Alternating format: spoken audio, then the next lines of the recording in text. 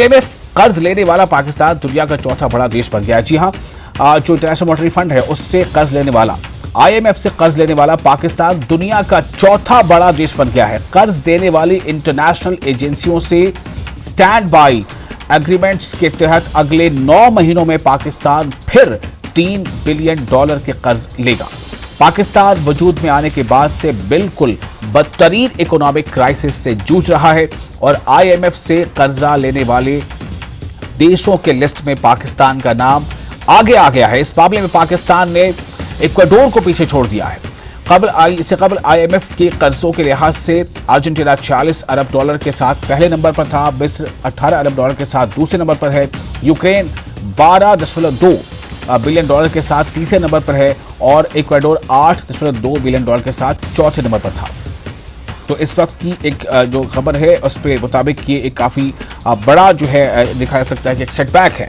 इस वक्त हमारे साथ एसपी वैद साहब जुड़ गए हैं। डॉक्टर एसपी वैद, इस बारे में हम ज़्यादा उनसे जानकारी लेना चाहेंगे।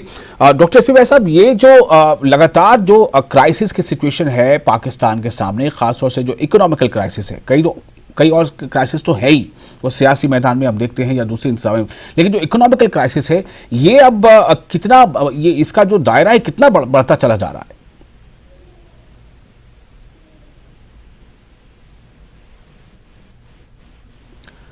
और लगता है उससे हमारी अभी उन तक हमारी आवाज़ नहीं पहुंच पा रही है।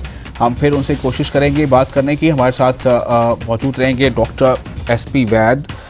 लेकिन ये जो खबर है वो अपने आप में काफ़ी चौंकाती है कि पाकिस्तान आईएमएफ का चौथा सबसे बड़ा कर्जदार जो वो हो गया है। पाकिस्तान एशिया में सबसे बड़ा कर्जदार देश बन गया, यानी कि वर्ल्ड वाइड देखें तो चौथा सबसे बड़ा, और एशिया में पाकिस्तान सबसे पहले नंबर आ चुका है कर्ज लेने वाले देशों की गिनती में। फिर $3 अरब उधार लेगा पाकिस्तान, ये खबर है। अगले 9 महीनों में पाकिस्तान उधार लेगा। सबसे खराब आर्थिक संकट से जूझ रहा है पाकिस्तान।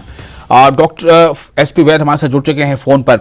डॉक्टर वैद साहब, आपको मेरी आवाज़ अगर मिल रही हो तो मेरा सवाल ये है कि एशिया में सबसे ऊपर आ चुका पाकिस्तान कर्ज लेने के मामले में, वर्ल्ड वाइड चौथे नंबर पर आ चुका, ये क्या बता रहा है? किस तरह की परेशानी से पाकिस्तान जूझ रहा है और इसके जो मतलब कारण है वो क्या है? देखिए, पाकिस्तान की जो आर्थिक स्थिति है वो बहुत ही गंभीर है और ये वहाँ के जो रूलर्स हैं उनको रियलाइज करना चाहिए। ये आम आदमी की तकलीफें आज जो पाकिस्तान में भुगत रहा है, यहाँ $300 की कीमत हो गई है और इतनी महंगाई हो गई है कि आम आदमी को रोटी के लिए तरसना पड़ता है। लाइनों में लग कर कितने लोग मारे गए। तो इस सब के लिए वो लोग जिम्मेवार हैं जो आज तक पाकिस्तान को पिछले 75 सालों से पॉलिसीज बना रहे हैं। और देखने में ये आया है कि हमेशा वो बीक का कटोरा लेकर पूरी दुनिया में घूमते हैं, चाहे वो आईएमएफ हो, चाहे वो सऊदी अरबिया हो, चाहे यूएई हो, चाहे अमेरिका हो, चाहे चाइना हो। लेकिन भीख पर आपका मुल्क कब तक चलेगा? आपको पॉलिसीज बनानी चाहिए कि क्या हम अपनी देश में किस तरह से प्रोडक्शन इंक्रीज कर सकते हैं और इंपोर्ट्स कम कर सकते हैं। उस तरफ मुझे आज तक किसी भी रूलर की पॉलिसीज नहीं दिखती हैं। तो पाकिस्तान की ये हालत जो आज चौथे नंबर पर दुनिया में आईएमएफ बारोर हो गया, और ये $3 बिलियन मिलने से पाकिस्तान की मुश्किलें कम नहीं होंगी। ठीक है, टेम्परेरीली उसको रिलीफ मिलेगा, क्योंकि सऊदी अरबिया, यूएई और चाइना ने शर्त रखी थी अगर आप आईएमएफ का लोन ले सकते हैं तो हम भी थोड़ा थोड़ा कंट्रीब्यूट करेंगे। शायद 2 बिलियन एक दे देगा, 1 बिलियन एक दे देगा। 5-6 बिलियन से आपका ये जो लोन की किस्त है वो थोड़ी देर के लिए टल जाएगी। लेकिन जो आपका मुल्क आगे जो बैलेंस ऑफ पेमेंट में जो आपकी फॉरेन करेंसी नहीं है, डॉलर्स नहीं है, आपको इंपोर्ट करने के लिए पैसे नहीं है, उसका परमानेंट हल नहीं है। परमानेंट हल है आपको अपने मुल्क को ऐसी इकोनॉमिक पॉलिसीज लाने के लिए, और इसके लिए उनको भारत से सीखना चाहिए। भारत ने पिछले 30 सालों में किस तरह से, भारत एक टाइम पे 90s में यही हालत भारत की थी, लेकिन आज देखिए किस तरह से भारत एक दुनिया की किस तरह से 5th लार्जेस्ट इकोनॉमी बन गया। तो भारत से उनको सबक लेना चाहिए और मैं समझता हूं इस तरफ उनको ध्यान देना चाहिए।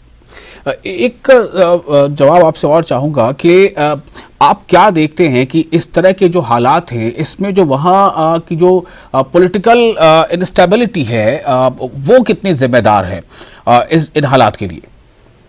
देखिए, अल्टीमेटली पॉलिटिकल हालात, इंस्टेबिलिटी जो है वो भी इसी का कारण बनता है, क्योंकि जो लॉन्ग टर्म पॉलिसीज होती हैं, इकोनॉमिक पॉलिसीज, आज जो वहाँ की मायशी हालत है, इकोनॉमिक सिचुएशन है, उसका असर उनकी पॉलिटिकल इंस्टेबिलिटी पे भी पड़ता है, उनकी जो इंपोर्ट्स पे पड़ता है, एक्सपोर्ट्स पे पड़ता है, उसकी मैं तो कहूंगा उनकी वेरी एग्जिस्टेंस पे पड़ता है। तो मैं भगवान से यही प्रार्थना करूंगा कि भगवान उनको सद्बुद्धि दे, और जो उन्होंने पिछले 75 सालों में एक नफरत अपने देशवासियों में पैदा की है भारत के लिए, कि भारत से खतरा है और हिंदुओं से खतरा है, जबकि ऐसी कोई चीज नहीं है।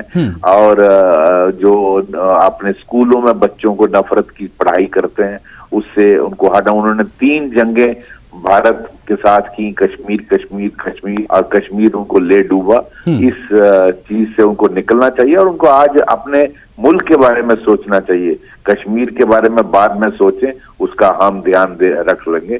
आप अपने मुल्क का सोचिए, और ये उनकी एस्टैब्लिशमेंट जो सब कुछ डिटरमिन करती है, उनको ये इस पर करना चाहिए। उन्हीं की वजह से वहाँ पॉलिटिकल स्टेबिलिटी नहीं हो पाई। पॉलिटिकल जो अच्छे लीडर्स ग्रूम होने चाहिए, जैसे हमारे मोदी जी हैं, इस तरह के लीडर वहां उभर ही नहीं पाए, बिकॉज वहां की एस्टैब्लिशमेंट हर चीज कंट्रोल करती है।